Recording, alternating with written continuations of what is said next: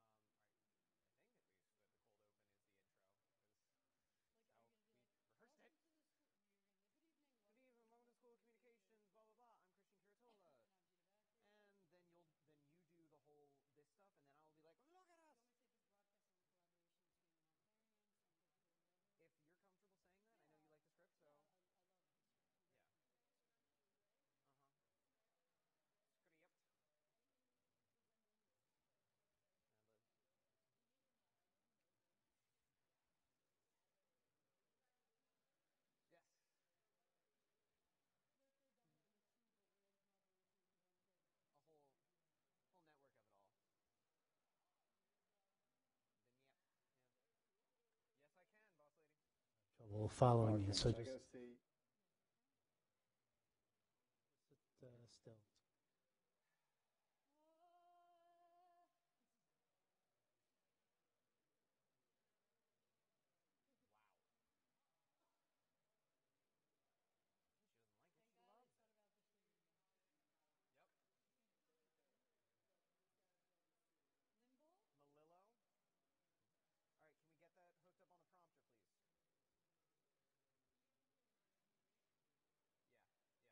Yeah, yeah. Can we get them prompter?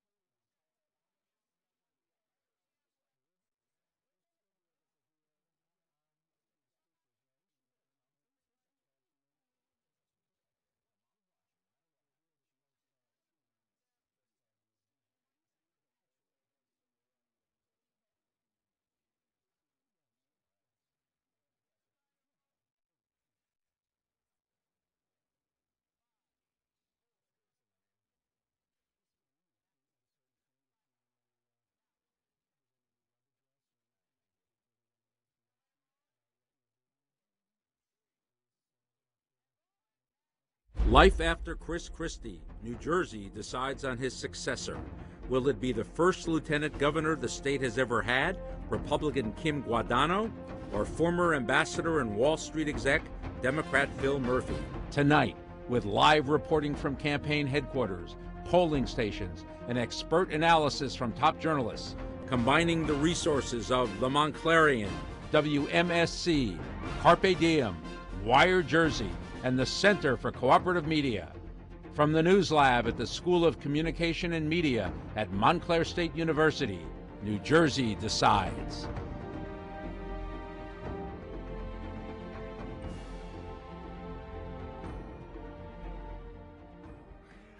Hello and welcome to Montclair State University's election night coverage. I'm Christian Curatola. And I'm Gina Backery. Oh God, Gina, we're finally here. I can't believe it. I was literally shaking right before this started.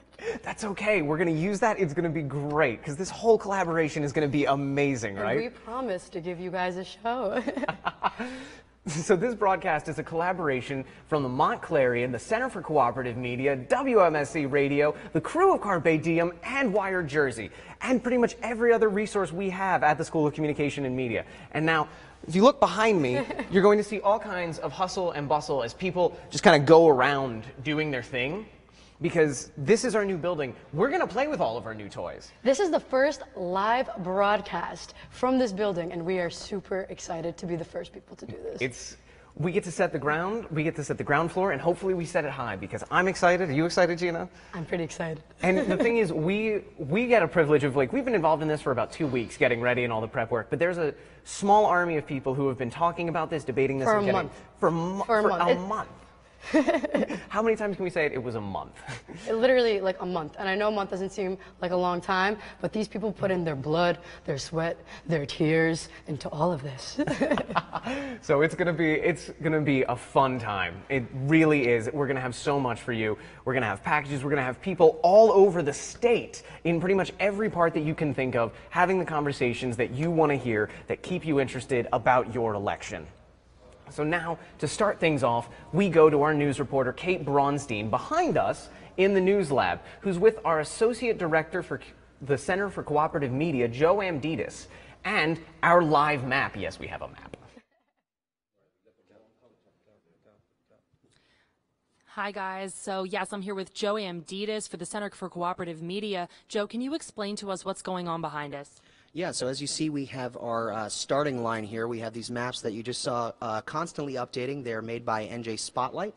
And we have a crew of partners and publishers from around the state here today to help populate these maps and give us a bird's eye view of what's going on in these elections and who's going to come out on top. All right, back to you guys. Thank you, Kate and Joe. Now let's go to reporter Baby Garcia via Skype, who is on campus talking with students at the Machuga Heights polls. Baby, can you hear me? I can hear you. I can hear you, Gina. Hi, everybody. I'm Baby Garcia reporting from Machuga. And over here, I have Danae Gibson, who has been facilitating the voting here in Machuga. And can you tell me how the turnout was throughout the day on voters? The turnout was pretty okay. It was a little slow. I know for last, I just didn't go voting. It wasn't way more people, but we have around 100 something, close to 200 voters. Wow. And from what you told me earlier, it was half the number. Yeah. Half. And over 400 students have actually voted during last year's presidential election. Yeah. That's what I heard. Thank you, baby. Not everyone has done their homework when it comes to preparing to vote in this election. Georgia Selvern asked a few students some questions about our two governor candidates. And, well, you just have to see for yourself. So, what positions are we voting for this upcoming election day? I have no idea. What do you mean, what position? Oh, I don't know. A governor, right? Yeah, a governor. Okay. Name the Democrat and Republican candidate for governor. I cannot. These are one of those. You try to make me look stupid. Great. So I'm going to take a guess and say that the Republican's name is Kim. Gulalandilo, really don't know the rest of it. And the Democrat is a man. Oh, his name is Phil Murphy. Points for me. What day of the week do we vote? I think a Tuesday? Do we vote on Tuesdays? Okay, yeah. Tuesday, November 7th? No idea. Tuesday? Okay. What day of the week do we vote on? Tuesdays. So now we're going to show you 3 pictures. Okay. And you're going to tell us which one is the candidate. Probably the biggest one. The biggest one? Yeah. Bill Murray. That's an actor. So I'm gonna have to guess bottom left. Bottom left. I say the top left. The one on the left is a celebrity. Top right? Yes, top right. God. No, she's the top right.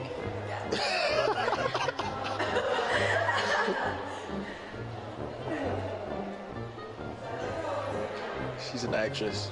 It's just between these two. I'm gonna guess bottom right. Is it her? Oh, top right. 2 for 2. I got one more. Or that's it? Oh, that's the end of the game? Sad. Oh my God. Oh my God. That is genuinely distressing. But I mean, I can't really judge because before this whole project, I probably didn't know nearly as much as I should have. I don't know. I didn't know anything, honestly. I only knew because of my dad. And it's political exhaustion and apathy, I think, is what led to a low voting turnout, which kept these 2 candidates afloat. Exactly. I mean, people really cared about the national election last year, and we paid a lot of attention to that, and then we just got burnt out. I mean, that was nearly it felt like a 2-year election, and then they're asking us to care about something that isn't on a national level and doesn't have nearly as much media coverage. It was hard to get people motivated, so I can understand why a lot of those people had that attitude. Many people were probably just sick and tired of just the word politics after that election, so yeah, I don't blame them. It's really not something that comes up amongst millennials, and even like some other generations, some older generations. It's not a conversation a lot of them really have, and that's just kind of, it's a little sad because I feel like that's something that we should care about. And we should especially care about, especially as college students, because we're going to go out into the real world so soon. So I feel like we should at least know what's going on in this state, at least. Not if you don't know what's going on nationally, at least in this state. Exactly. Yeah. So now we're going to go to Mark Rosenwig, who's in studio with an interview. Thanks a lot, Christian, and welcome everybody. Our first guest of the night is Javier Guardo.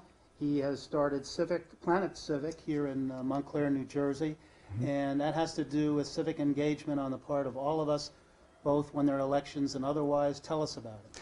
Yeah, so Planet Civic is a platform to foster civic engagement in our communities. Our mission is to really empower individuals to be agents for change. And we think this is very important and actually very relevant nowadays because, as the anchors were actually mentioning, people don't really know what's going on. And it's sort of a shame because our motto, one of our principles is that if people in communities are more involved, we have better outcomes. So the question is how we can really foster civic engagement in a way that is easy and safe. And this is what Planet Civic is doing. We launched in Montclair this year. We also went statewide for the gubernatorial race in New Jersey. And this is a very exciting project for all of us. What can you tell us, though, about specifically how are you going to reach all of us? Because many of us, as you say, are not engaged right now. We saw that on the campus, but we see it elsewhere. Tonight we may have a very low turnout, 20 or 25%. What specifically can you start doing? Yeah, so as you mentioned, it's pretty unfortunate that people are really consumed by national politics. They don't really have, the debate is being dominated by national politics, and they have a little bit of bandwidth to deal with local issues. In between, we have state issues, and actually people don't know what's going on. We are going to see that after all this, I would say, excitement about the election for people that actually voted today, This excitement is going to die down pretty soon, and people will really forget about what our new legislators and the governor is going to do in the state, right? So the issue is how we can really mobilize people in order to be more engaged. How? The first thing is to make this easy, and that's what we did in Planet Civic. We actually created a platform whereby citizens can easily know what's going on. They can know about initiatives that have been posted by community leaders, activists, organizations, and they can easily vote for or against those initiatives, what we call initiatives, right? So the first thing is to be able to have meaningful content that is meaningful initiatives that are basically explained in a way that is easy for people to understand, because sometimes politics are very complex. So how do people find this? There's a web address to go to where you want everybody to see all of this? That's right. So it's planetcivic.com. Planetcivic.com. Yes. Okay. And thanks for being with us. We really appreciate it, and we'll look for an update from Yeah, you. thank you. And we'll be back later this evening with other guests. Now back to the News Lab, to Gina and Christian. Thank you, Professor Rosewink. Will a Murphy election ensure the legalization of marijuana? Student Mike Natoli has the story on how MSU students think the legalization of marijuana will affect college campuses like Montclair State. The race for governor is currently underway and being contested by Democratic candidate Phil Murphy and Republican candidate Kim Guadagno. Lieutenant Governor Guadagno, former sheriff and prosecutor, has worked under Chris Christie for almost 8 years now. Phil Murphy was a partner at Goldman Sachs for 23 years and is the former U.S. ambassador to Germany under the presidency of Barack Obama. We're here at Montclair State University to ask students their views on the decriminalization versus legalization of marijuana in the state of New Jersey. I believe it should be legal to have marijuana on campuses because I don't really think it leads to any hard drugs or any, I think people that go to jail shouldn't be wasting space for having marijuana. I think people spend a lot of time in jail for less, for things that they shouldn't be, especially marijuana, where people who are committing more serious crimes don't get the same amount of time, like rape or things like that, especially on college campuses. I think that should be taken a lot less seriously than it is. Because there's more crimes out there than just a little bit of marijuana. Everybody should go, if you should go to jail, it should be for something bigger than just a little marijuana. Many students we met with did not believe the stigma that comes with partaking in marijuana is accurate, citing their belief that possession or usage of the drug should not merit jail time. College campuses will change a lot. Like, a lot of people think it's okay to use it, but like she said, like, I don't think you should go to jail for it. Just probably get in a little bit of trouble. Right. I think there is no stigma. I don't believe it as a gateway drug. I know a lot of people who use marijuana recreationally and they do not do anything such as getting behind the wheel of a car. I don't believe that it leads to other drugs as society says it does. While some students pushed heavily for allowing the drug on campus, the majority of them believe that marijuana should be regulated based on age or the location of consumption. An age limit isn't bad, maybe 18, 21, but I think it shouldn't be illegal, though. Yeah, I mean, cigarettes are legal, but they have the rule here where you can't smoke in there's certain areas, so I think they'd probably do the same thing. Because I feel like your mind is fully developed at that time, and like when you're smoking when you're younger, your mind isn't fully developed, so you might be like, you know, damaging your health, but like I feel like at that age you should be ready, you know. Either way, people probably do it illegally, so if anything, people just won't get in trouble for something that's not really doing harm anyways, so. Over the last year, we have already seen a change in how authorities react to the possession of marijuana, and there is no doubt that we will continue to see a change in the coming months. I'm Stephanie Brownlick reporting to you from Montclair State University. Thank you. What a fantastic package. Now, the legalization of marijuana is something that both candidates have a stance on, of course. I mean, Murphy wants to fully legalize it in could you tell me, Guadagno? Yes, he also projects to bring in $300 million in tax revenue with the legalization of marijuana. Now, Kim supports expanding New Jersey's medical marijuana, but she does not support legalizing it for No. recreational But she use. is into decriminalizing Kim it. Guadagno, I'm sorry, excuse me. Kim Guadagno, she is also into decriminalizing it, and that's a hot issue for students right now. I mean, that's really a conversation that is pretty much on every generation's lips at this, or at least our generation's lips, I should say. Now, we would be the ninth state to legalize marijuana in statewide. So, if Murphy was elected, of course. Now we have student Madison Glassman live from the Phil Murphy headquarters in Asbury Park. Hi, Madison. What's going on over there? Hi, Gina and Christian. Thank you. I am here at Phil Murphy's headquarters in Asbury Park at the Asbury Park Convention Center, which I am told is one of the most historic landmarks on the Jersey Shore. Bruce Springsteen, Elton John, Frank Sinatra, my personal favorite, have performed here. And don't you think that I would come to the Jersey Shore and not get a bag of popcorn and a bag of saltwater taffies? Of course I would. I've been sitting here eating this popcorn, waiting for the public to arrive, which I'm told is about 8 p.m. Now I'm here with Phil Murphy's communications director, Derek Roseman. Derek, tell me, what is the atmosphere going to be like tonight? Who are we going to see? Are there going to be any special performances tonight? Well, first and foremost, we hope it's going to be a rather electric atmosphere, assuming that this day turns out the way we're hoping that it will be, and the way we've been working to make it for the last 18 months. You'll have, hopefully in this space, 500 or so supporters, volunteers, people who've been with us from the very beginning, folks who joined us along the way. There will be some close friends of the Murphy family here as well. But will we see Bon Jovi perform? I'm living on a prayer without one.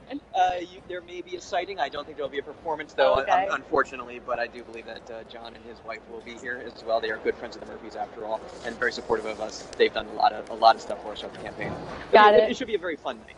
Well, got it. Thank you guys. Sending it back to you guys in the studio. Thank you so much, Madison. Thank you, Madison. Let's check back in with Kate Bronstein and Joe Edmides. Hi, guys. So, yeah, I'm with Joe Amditas for the Center for Cooperative Media. And, Joe, can you explain to us how exactly these maps work?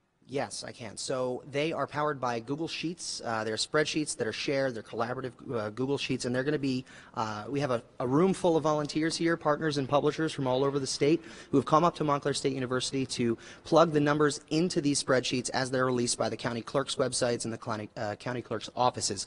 Now, the polls close at 8 p.m., so we got about 15 minutes. We're going to walk everybody through how it works. Everybody's going to start entering the numbers as they come in. Each of New Jersey's 21 counties will be assigned to folks in the room, and then we'll dig in, and you'll start to see the map fill up. All right, thank you very much, Joe. Back to Gina and Christian.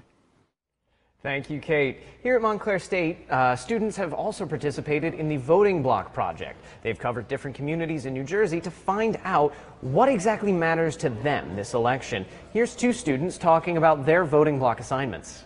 My name is Iyabinse Igbenilson. I'm a public relations major at Montclair State University. I focused on Rutgers community, and I found out that Rutgers is very diverse. It comes from different backgrounds, whether it be financially or academically.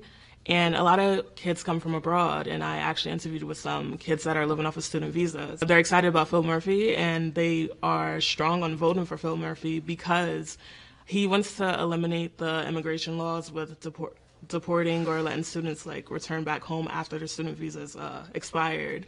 And I feel like a lot of the people that come off a visa, they want to stay here and work in America because, I mean, that's what they came for.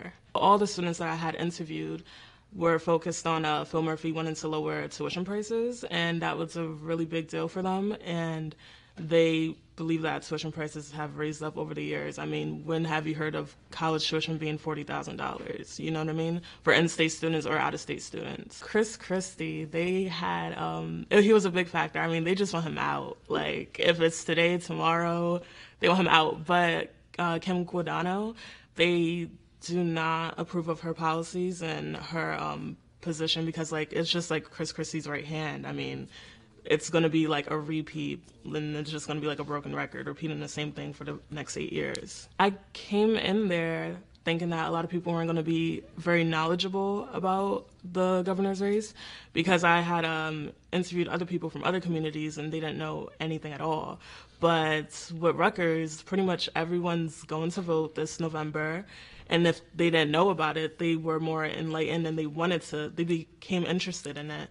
And they started doing their own research. My takeaway from this assignment is that I I wasn't aware of the governor's election really that much, and doing interviews with people and gathering other people's perspectives of this upcoming election really made me like notice how much of an impact the youth has, and us college students should go out there and vote because our voice should be heard. My name is Kevin Castillo. I'm a senior English major. The group I chose to study was the resident in my hometown, West New York, New Jersey. I found that a lot of the people came from very strong educational backgrounds. The first person I interviewed, Jonathan Castaneda, is actually the chief of staff to the mayor. The other people I interviewed were Adam Parkinson, president of the Board of Education. The third person I interviewed was Denise Mejia. She's another member of the Board of Education in West New York. She works closely with the president, Adam Parkinson. I found that a lot of them chose, they lean more towards the Democratic Party. They have very strong support in Phil Murphy. They think that he's the right candidate. They're very excited for change. Found that a lot of them, as Jonathan Castaneda described them, very humble, resilient, passionate people. And there's sort of a discontent with current Governor Chris Christie. This area is about 80% Hispanic. I found that almost 60% of the town were Democrats. So the town being mostly Democrats, I believe that is going to be statewide how they're going to vote Democrat because, as one of the candidates explained, Hispanics are very hardworking people and they come from basically nothing, so they know what it's all about. They believe that Phil Murphy definitely relates to that and that he can bring the change that they're looking for. I thought not many people were going to know or be knowledgeable enough about the election. But I found that many were, and it's just a matter of asking people around in order so they could voice their opinion. And getting involved is also very important. Another great package. You know, the conversation about education in this state is something that is massively important to a lot of people. Yes, and candidate Phil Murphy actually has a tuition-free community college plan, and it will cost around $200 million. And if he does become elected governor, we will see it most likely around his third term as governor. It will be free of charge to any New Jerseyan. I just want to give you guys factual information. Yeah, make sure we're correct. And in Germany, he saw one of the world's best technical colleges, so he wants to try to imitate what he saw in Germany here in New Jersey if he does become governor. Meanwhile, Guadagno wants to try to consolidate New Jersey's education and make sure that every student can be afforded an equal education at not a massive cost. She would prefer to make sure that every school district is put in together and avoid accidentally segregating the schools. So two very different approaches, and both with equal promise. So now I believe it is time that we send it over to Mark Rosenwig in the studio. Thanks, Christian. Thanks a lot. And with me now is John Mooney from NJ Spotlight. He is their education writer, their founder and CEO. And that was a great transition because you're on the education beat and have been for decades here. Not too many decades, well, but a couple at least. Yeah. What's the situation, depending on who wins tonight, as to what the outlook is for education in this state? Well, there's a lot of issues facing New Jersey, certainly going forward in the next 8 years. It's been a pretty rough last decade under Governor Christie for a variety of reasons. A big issue is around funding, how much money is afforded to these schools, largely through state aid and also local property taxes. And they both have very different approaches, Phil Murphy and Kim Guadagno. Phil Murphy has talked about fully funding the state's formula, another $1 billion or $2 billion, which would provide more funding to most districts, at least more state funding. Kim Guadagno has focused more on the property tax side, but actually in trying to rein those in and making it up in state funding. But she has made a big issue of property taxes in New Jersey, and that is a third of the state budget and 2/3 of your local budget and your local property tax. So those are very different paths to trying to get additional funding to school and some relief to taxpayers. But we also have issues around student testing in this state, a big issue for a lot of folks, the park testing we now have. Kim Guadagno has said she would at least continue it as is, has not made a big issue of that.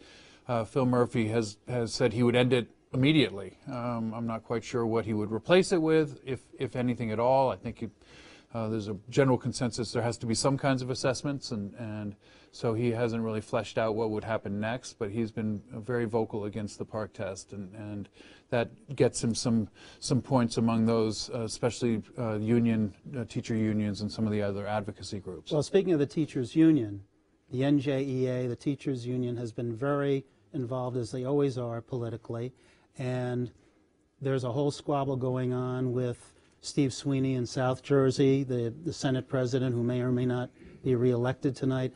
Just tell us what you can about that situation. Yeah, I mean, NJEA is a very powerful, and New Jersey Education Association, very powerful, if not the most powerful union in the state, certainly public employee union, 200,000 members, you know, active, passionate members who care a lot about their local communities and their schools.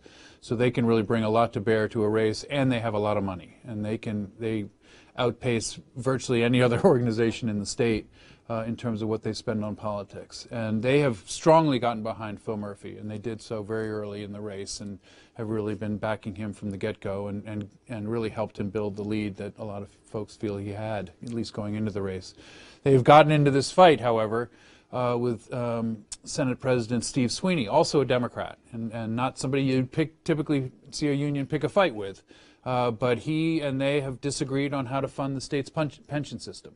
And he at one point promised us to introduce a constitutional amendment to require the state to fully fund the pension system which is very near and dear to the union's heart, obviously, if maybe as big an issue as any, because it's really their members' paychecks and compensation. He vowed to do that constitutional amendment, then pulled back. They said he broke a promise. And that set off a firestorm of a fight between the two. And where they are now, the NJEA is now backing his Republican candidate, who is largely, you know, a fan of President Trump, who is an anathema to the union otherwise. But that's quite a tangled web you got there. You play with their pension, and strange bedfellows get, you know, emerge out of it. And it's been a while. It's the most expensive legislative race ever in this state, $20 million. I mean, this is huge bucks being spent on it, and to the point where Steve Sweeney, who should have coasted into this re-election, now has a fight on his hands. Well, we'll keep an eye on that tonight, along with your NJ Spotlight maps. Thanks for that too. And thanks for being with us. I'm glad. Appreciate it. Thank you very much. Now back to the News Lab with Christian and Miss Backery. And now, before we go on with the New Jersey race, as fortunately we are not an island here in New Jersey, there is also a race going on in Virginia right now. We are seeing the two candidates, Democrat Ralph Northam and Republican candidate Ed Gillespie, currently battling it out down in Virginia. Northam is in the lead by 51% and Gillespie trailing by 48%. Granted, they only have 34% of their precincts reporting so far, but we're also going to be watching that race closely. Thank you, Christian. Now we're turning to Kim Guadagno. Here we have Olivia Bartel, live from the Guadagno headquarters in Albany, New Jersey. Hi, Olivia. Tell us about the energy there at the headquarters. Olivia. Hi, Christian. Hi, Gina.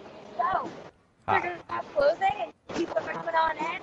We've got live music over here, food and drinks being served, so the energy is up. Seems like Phil Murphy is in the lead, but that's not stopping anybody from having a good time tonight. Most of the talk that's been around tonight's event is people really focusing on the property tax and how Kim wants to cut it down to Olivia, thank you. So that seems to be the... Thank you so much, Olivia. Great. Now...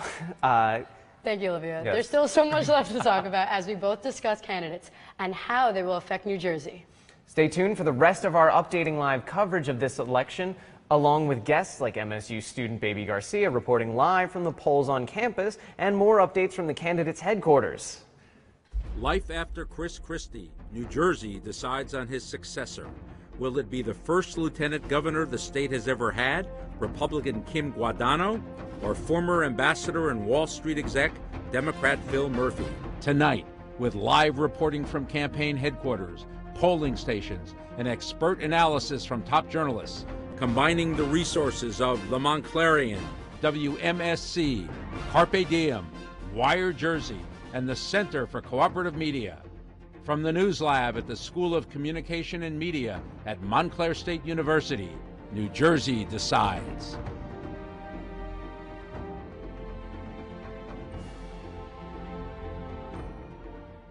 Welcome back to our live coverage of this election as it unfolds. I'm Christian Curatola. And I'm Gina Bakri. It's 8 o'clock, which means the polls have officially closed. It's now a waiting game to see who will be the next governor of New Jersey. Let's take a look at our current map results. We have our Associate Director at the Center for Cooperative Media, Joe Amditis, here to talk to us about the map and how the candidates are faring among the districts of New Jersey.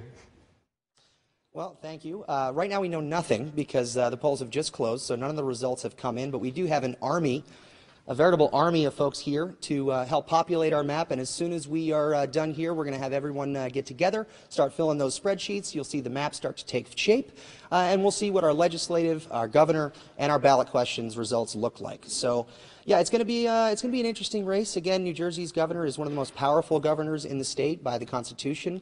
We have a lot of seats up for grabs this year, and we have two interesting ballot questions regarding our library funding and, of course, the money from environmental settlements, which goes to then pay for environmental damages.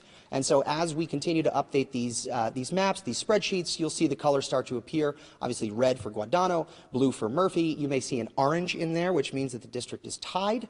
And as soon as the county clerk's offices begin to update their numbers, we will start grabbing them. We'll, start bothering the clerks, and we'll get our volunteers here. We have folks from Brick City Live. We have folks from New Brunswick Today, NJIT, of course, Montclair State University, the Montclarian. We have Micropolis Multimedia here. We have people from Ground Source. We have Storyfold. It's a veritable army, as I said earlier. And so we're ready to get started. And yeah, it's going to be an interesting night. Hopefully we won't be here too long, but we'll be here till the last vote is counted. Thank you so much, Joe. Hopefully we are not here too long. Now, it's not uncommon to see political memes online. In fact, the internet loves it. Here's journalism student Latea Rothmiller's video on memes and politics. Now, all right, this is a whole world. A meme isn't just like it's a concept. It's an idea. It's really, first of all, it's a collective thing. It's between people. It's some kind of social media form kind of thing. You're just like, man, there's something going on in this world. And I'm just gonna make fun of it. It's just talking about current events and just trying to put a funny spin on it. And it could be a picture, and I feel like most of the time it is a picture, and it could also be like words or like a phrase. Before actually getting to the headline. Yeah, I think like a lot of my news just starts coming from memes. You know what I mean? Like I'll look, I'll be on Instagram, I'm like, oh, why are they talking about this person? Then I'll actually look it up online. I'm like, oh, because there's a thing going on. I mean, personally, I find that I'll get like something's going on through memes, and then I'll ask around, and then I'll actually get like direct information. I wouldn't just rely on it. No, they're just not. I mean, like, to an extent, yeah. I wouldn't say that they're political cartoons. I wouldn't say that they're replacing political cartoons on the sole fact that it's like people in their free time making funny jokes about things through pictures and texts and all that.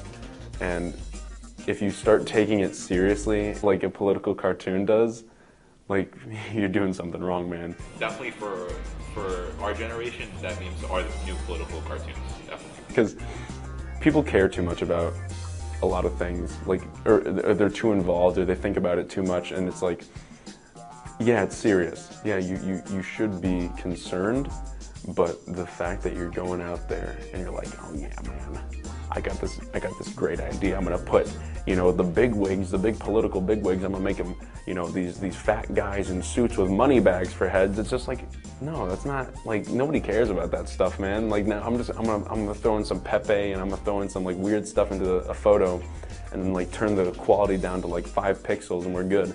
Like that, it's just not. There's no substance to it. Any last words about memes? Memes are great. That's all that can be said, really. Memes are the future. I'm sorry I've been going off. Don't overthink it. Great. So, I mean, I'm social media active. I feel so weird to say. That feels like such a weird way to put it, but regardless, I use social media all the time. I'm politically active on social media somewhat. I mean, obviously you don't want to let employers find out, but as far as that's concerned, I share memes and politics all the time. What about you? I'm actually a social media director here at WMSC, and I am on social media most of the time.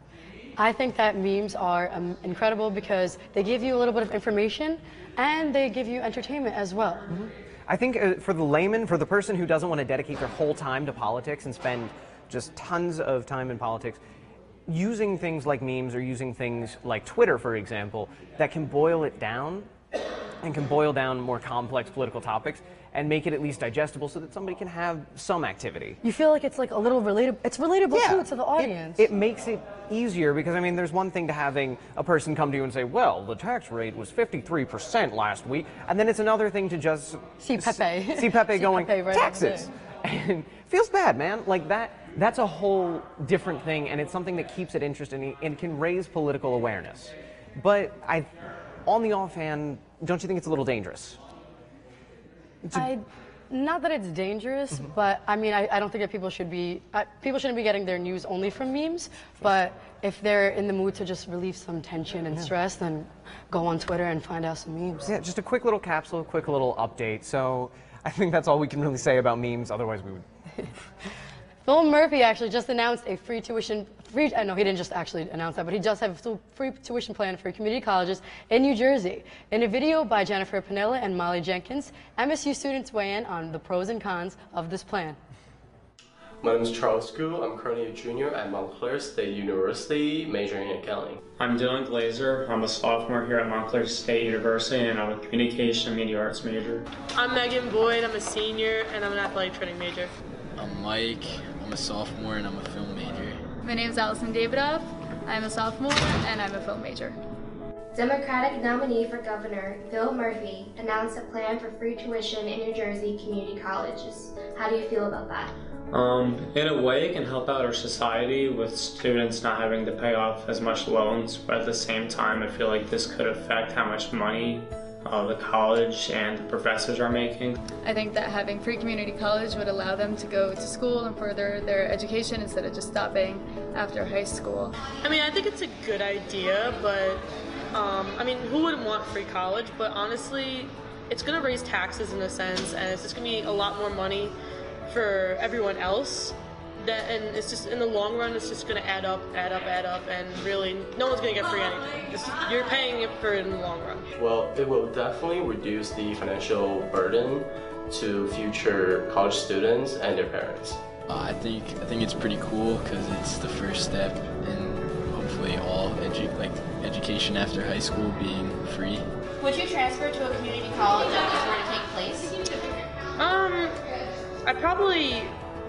It all depends on if the college had my major, but in reality, I probably still wouldn't.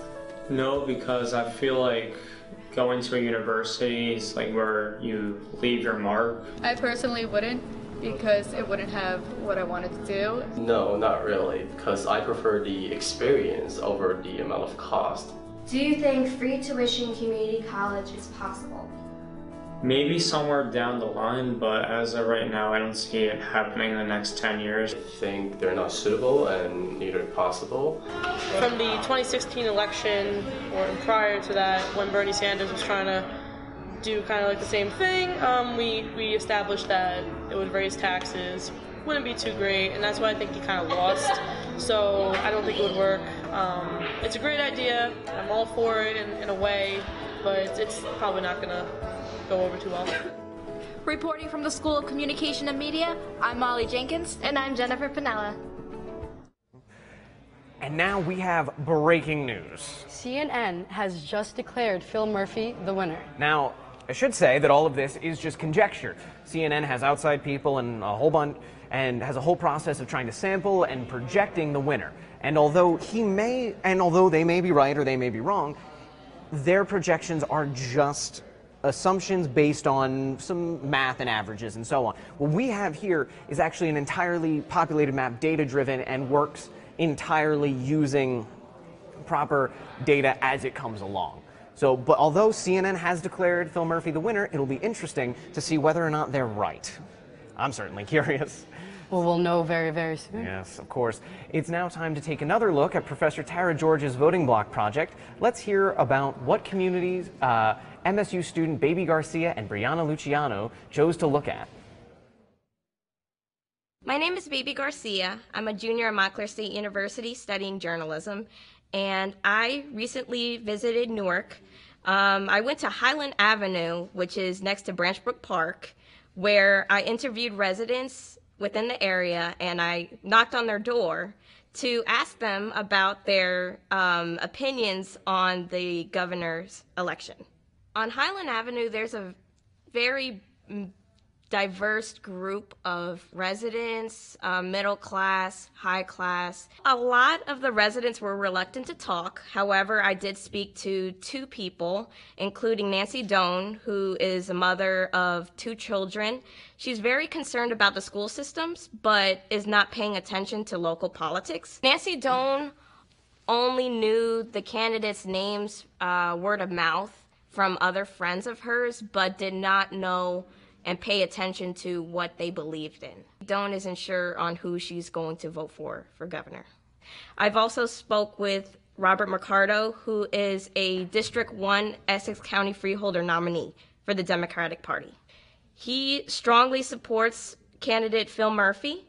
He has 4 daughters, and he really believes in equal pay for equal work within the workforce. Robert Mercado firmly believes in gun control reform and taking care of the schooling systems in Newark.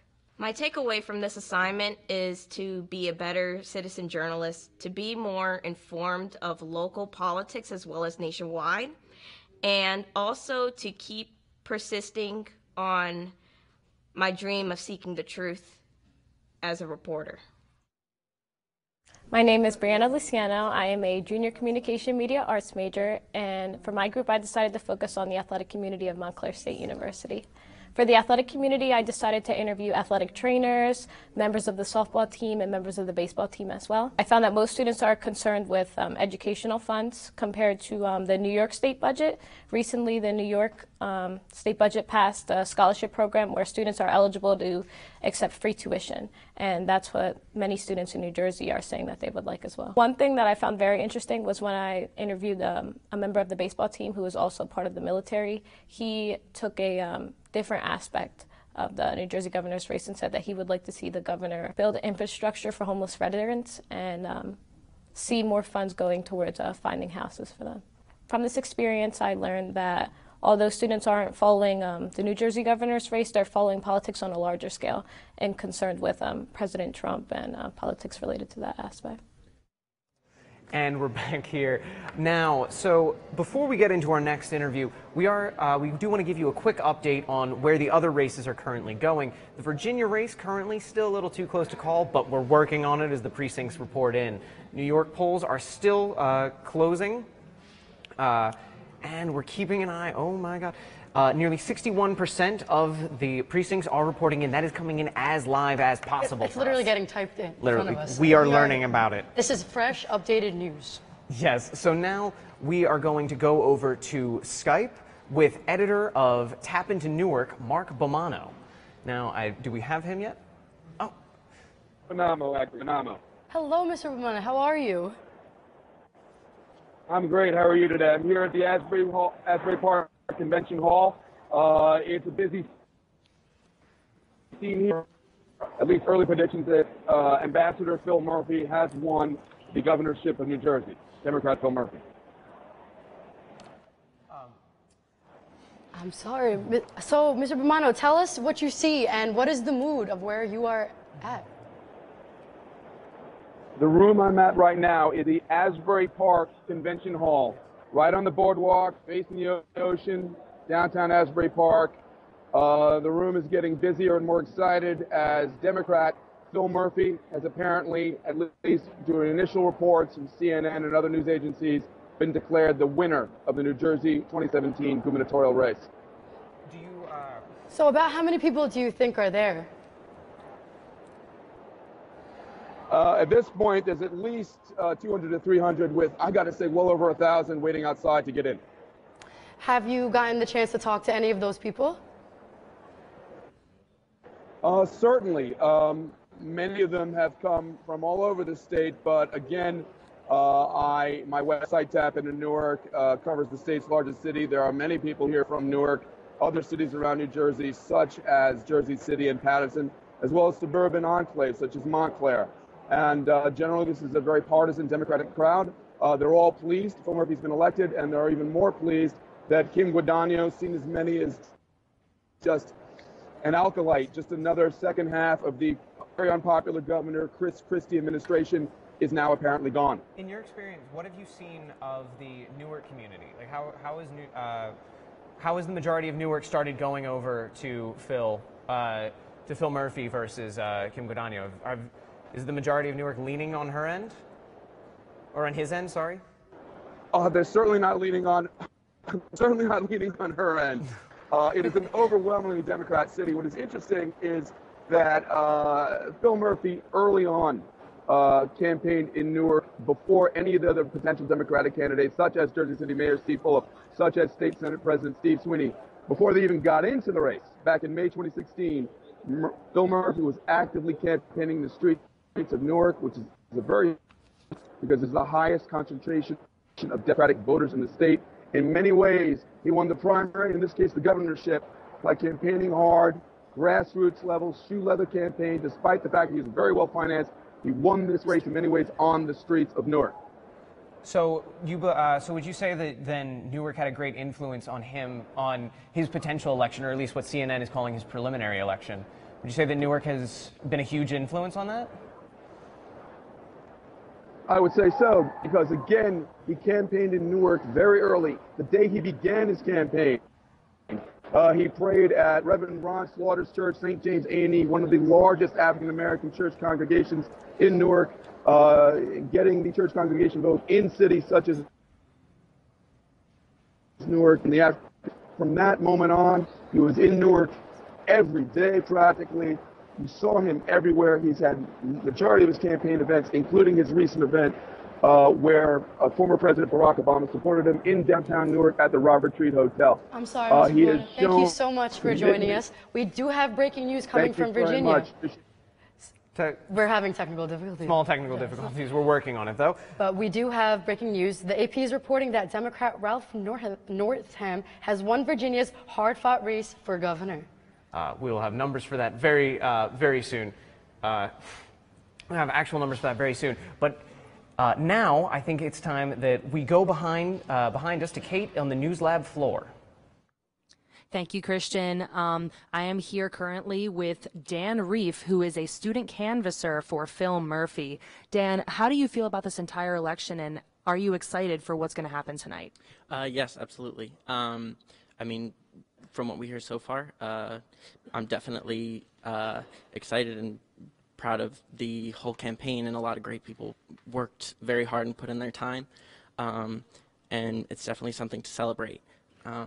What is the one issue that really stands out to you amongst the others that you really want to see Phil Murphy put into practice if he wins tonight? Well, personally, the fact that New Jersey might hopefully be made a sanctuary state, the opponent, Kim Guadagno, is not in favor of that, and as somebody who's against the current presidential administration, I am not in favor of that. What exactly about the opposite party really is unattractive to you and has really caused some problems? Well, I think it goes against what we as a state really stand for. We're a state for everybody, and the current presidential administration and the Republican candidate really don't line up with those values that make up New Jersey. And you're a student canvasser for Phil Murphy. Explain to us what that is and exactly what you do. So I actually only canvassed for one session. I went door to door, talked to voters, got to actually interact with people who supported both, either candidates, and it was an interesting experience, and the first time I really got out there. And then from there I went to recruiting more canvassers just on campus, looking for people who also wanted to get involved, looking for people who wanted to make a difference in their state. What was common when you went door to door? Most common was people who weren't thrilled with politics in any sense. I think there's a lot of people who are disenchanted, people who are a bit discouraged with the way things are going, and our job is to get them back on board again and get them involved. What was one of the hardest things that you have had to face doing that job? Just people who were very strongly opposed to any Democratic candidate, not even willing to hear what we had to say, even if they didn't agree. There were many who were respectful of our differences, but there were a few who definitely were not, and in no uncertain terms made that clear. All right, well, thank you so much, Dan. And I also am joined by news contributor from WMSC, Jeremy Wall, who I want to hear what you have to say about tonight. What exactly is your stance on this, and how are things going? Well, things are going well. I think, it's time. We're ready for a new governor. We're ready to see what the new governor has to bring. And the real question of the matter is, what is he going to do to help the state? What will he do that Christie didn't do, that even John Corzine didn't do? So the next few months, years or so to come, it's definitely something we as a society have to be on our feet about to see what he will do to help improve our lives. Within Christie's time running the state, we've seen natural disasters such as Hurricane Sandy. We've seen other downfalls. And the real question is, will the new governor be there for us and help us like Christie did? So, as I said before, we're going to need to be on our feet and see what happens and how it will impact us. And what are some common issues that you have seen just in the past few months discussing the two candidates? Being in this industry and following what goes on and following just everything else that goes on, one issue I have seen is Murphy wanted to do something about with the legalization of marijuana, and you have two sides to that. You have, people who are for and against it. And it'd be interesting to see what he does, is considering it's something, you see people get arrested for left and right every day. You've seen other states do something upon that to help the society with that. So it would be interesting to see between the two, will he follow through with that? Will he help those people? Will he go with the people that are on the side with, yes, I think it should be legal, or will he not follow through and go with the people who say no, it should not be legal? So that's definitely something I think myself and many others will pay attention to. In addition to, he said he wanted to raise state wage, and what happens when he raises state wage? Our taxes go up. And that's another thing we have to see, is that really going to happen? Will all those people work in retail and jobs like that, will their pay go up? Or will it just stay the same? But if the pay goes up, you have to think about the people who are living in the state that are just going to be paying these higher taxes. Is our population in the state going to go down? So that's another thing we're going to have to keep our eyes on in the months and years to come. And there's been some talk about millennials not really caring about politics or things like that. How important do you think it is to vote and participate in this election? I think it's very important, considering this is a new governor we have. This impacts every individual living in this state. It's not like it just impacts a small town. It impacts the entire state. And what they're doing impacts all of us. That's why it is important to pay attention. It is important to follow what goes on, because, for somebody like myself who has worked a retail job before, if pay goes up, it impacts me, it impacts myself, it would impact myself and all those people working it, because then they're making more money. But then it's also impacting everyone living in the state, because guess what happens? Their taxes go up. You already have these towns left and right in the state that have these outrageous taxes, which is causing all those people to move out of here, to go south, to go somewhere elsewhere. So that's why it's important, because you don't know what they're going to do, because what they're going to do can and probably absolutely will impact those people. Specifically, what is one thing that you really want to see change? It's a tough call, Kate, because there are stuff out there that does need to get changed. I feel that we could use a little bit of a raise in wage, but the question is, can we raise that wage without raising our taxes? If there's a way that could happen, then yes, it should happen, because we deserve to pay lower taxes. It's already, times are hard to live in now with the rise of expenses, and we deserve a break on certain things. One thing I would like to see happen, I definitely think Governor Murphy should look into this, is get rid of sales tax. Well, don't get rid of sales tax entirely, but we don't pay for sales tax on some of the things we need, such as clothing. Why should we have to pay on some of the things we need, such as food? If you're going to abolish sales tax on something else, abolish it on food, and let us have sales tax-free clothing and food as well. Well, thank you so much, Jeremy. And I'm also joined by Brian Lanigan, who is a news contributor for WMSC as well. Brian, what is one thing you hope to see change after this election? One big thing I do want to see is taxes. Just like Jeremy was saying, taxes. So with Phil Murphy, his platform is to tax the millionaire, the higher percentage of gross income, whereas people on Kim Guardano, her name, she's not looking to tax as much. Ideally, I'd like to have less tax, whether that's through income tax, Social Security, other sorts of benefits. So ideally, we'd like to see that, or I'd personally like to see that. And as far as the students from Montclair State University, thank you so much for joining us. And we're going to send it right back to Christian and Gina, and thank you so much. Thank you, Kate. We now go to AJ Malillo, who is live in Ocean County. AJ, hello. Hey, how are you guys? Great, how are you? So where are you right now? I'm in Island Heights Grade School, where they do an annual spaghetti dinner for their sixth grade class. It's an annual election night tradition here in Island Heights. Now, what are the politics of Ocean County? What is their alignment? Ocean County is a predominantly conservative place. They lean conservative on a lot of these election nights. They voted for Donald Trump predominantly, and they voted for Christie in the past gubernatorial elections. So how is the atmosphere now with CNN calling Murphy the winner? How are they taking that? Are they even paying attention to CNN? Well, currently right now they're just enjoying the time of the spaghetti dinner. But from what I've talked to people earlier in the day, they have said, whatever happens, happens. You just got to take it with what you can. Hopefully, it doesn't affect them all that much with the rise in taxes that it seems that Phil Murphy will give. But they're just holding on. The teachers in the town, though, are quite excited. They think that they'll see a good pension reform. So have you talked to anybody there? Have they said anything else besides just the whole go with it, roll with it thing? No, other than that, I spoke to teachers that were around, and they all seemed the most excited, as they think that the pension plan is the best thing looking forward, coming out of the Christie administration, now going to the Murphy administration. They think that their pensions will be supported a lot better. Okay. Thank you so much, AJ. Coming up next. No problem. Coming up next in our next half hour, we have MSU students reporting from the candidates' headquarters. We have Olivia Bartel. She will be at Guadano's headquarters, and Madison Glassman will be reporting from Murphy headquarters. Stay with us for more coverage of this election. Life after Chris Christie, New Jersey decides on his successor.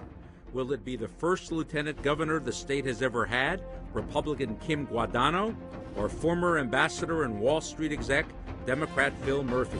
Tonight, with live reporting from campaign headquarters, polling stations, and expert analysis from top journalists, combining the resources of The Montclarian, WMSC, Carpe Diem, Wired Jersey, and the Center for Cooperative Media.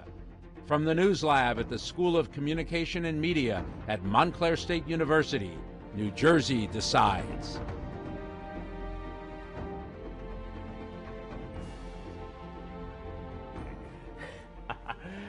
Good evening and welcome back to Montclair State University's continuing live election coverage of the NJ gubernatorial election. I'm Christian Curatola. And I'm Gina Backery. And tonight's live election coverage is a collaboration among WMSU Radio, the Montclarian, the Center for Cooperative Media, crew from Carpe Diem, and Wired Jersey. Tonight, New Jersey will decide who will replace soon-to-be former Governor Chris Christie. Will it be his Lieutenant Governor, Republican Kim Guadano?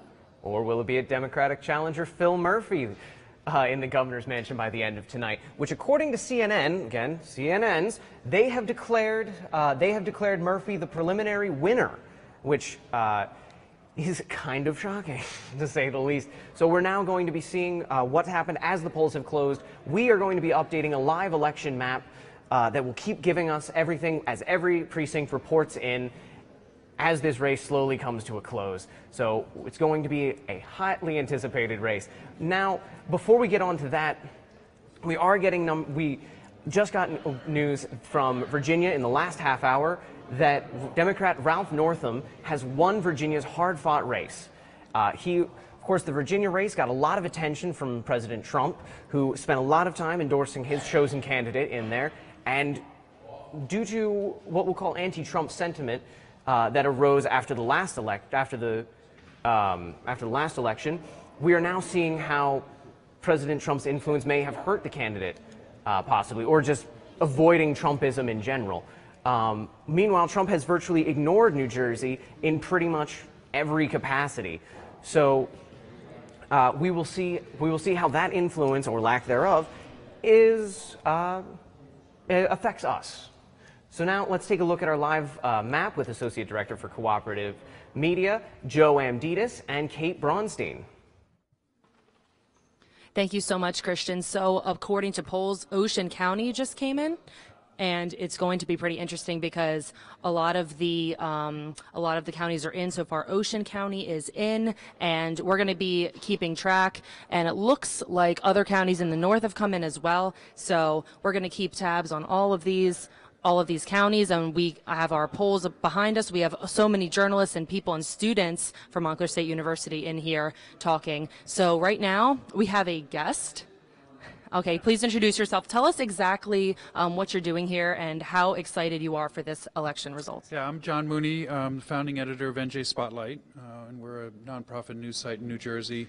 And we're working with the school and students and other news sites and trying to populate this map of results and cover this election. It's a pretty pivotal election for this state. We've had the same governor for the last 8 years and basically the same legislature as well, and they're all up for grabs. And even though some of these races aren't going to be all that close, it still matters on how people voted and where they voted.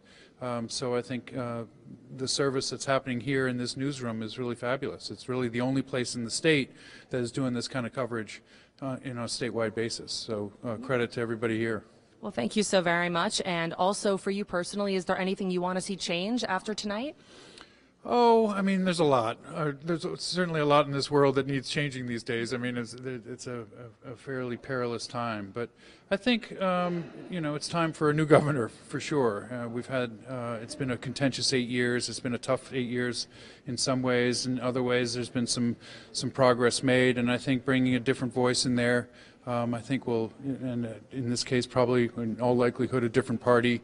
I think it's the Democrats' turn, and there are so many problems to solve in this state right now, financial and otherwise. And I'm not sure why anybody would want this job going forward. But it looks like it's going to be Phil Murphy, and he's a bright guy and has some ideas that I think will be exciting to see how they pan out.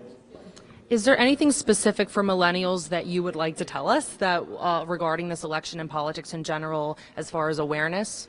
Yeah, I mean, it's as folks have talked about. This governor is, the most powerful governorship in the country. So who the governor is really matters in their lives, and who runs state government